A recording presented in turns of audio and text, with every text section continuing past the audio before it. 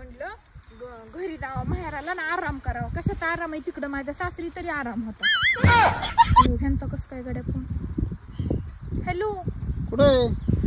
मी होय माझ्या मम्मी सोबत शॉपिंगला आले. हा हा हा बरं.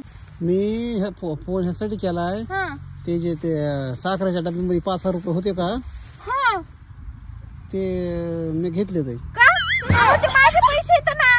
आता तुझा बाप एवढा श्रीमंत म्हणतीस तू, तुमच्याकडे एवढा पैसा आहे, तुला 5,000 काय होणार आहे? पण ते मी माझा बाप लय श्रीमंत आहे आता, पण आमच्या इथं असे रानानी गवत कापायला 10-10 बाया 20-20 बाया असतात. माहिती नाही. माझी मम्मी मी अजिबात जात नाहीत गवत कापाय. मी तर कवा जायचे, मला माझं बेडवरून खाली सुद्धा उतरून द्यायनात. म्हणतात बाई तू सासरीला काम करून आली ऍक्च्युली तर नुसता आराम कर. नुसते बसू नाही बघा, मी नुसते झोपू नाही. मला तो झोपायचा आणि बसायचा आणि खायचा कंटाळा आलाय, कंटाळा. लयच खाल्लंय बघा सकाळपासून. नुसते माझ्या पुढं gulab jamun, bhajia, jilbi, chicken, mutton, rice, pulao, पनीरची भाजी. 2 पनीर मागव मी त्याला, शाही पनीर, बटर नान 5. हॅलो हा काय म्हणली? पनीर खायला लागला आता काय बाबा, मला बी तुझ्याकडे येत होतं खायला, पण मी म्हणलं न ग.